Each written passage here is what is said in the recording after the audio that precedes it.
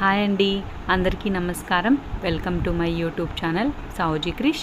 ఇప్పుడు మనం స్టోరీలోకి వెళ్దామండి. స్టోరీ వచ్చేసరికి అమాయకుల జాబితా. తెనాలి రామలింగడు రాజుకి ఎదురుగా కూర్చొని ఏదో రాస్తూ కనిపించాడు. ఏం రాస్తున్నావు రామలింగ అని అడిగారు రాయలు. మన రాజ్యంలోని అమాయకుల పేర్ల జాబితా మహారాజా అన్నాడు రామలింగడు. ఏది నాకు ఒకసారి చూపించు అంటూ అతడి చేతిలోని పత్రాన్ని తీసుకొని చూశారు. మొదటి పేరు శ్రీకృష్ణదేవరాయలు అని ఉంది. ఏంటి, నేను అమాయకుడినా అని అడిగారు రాయలవారు.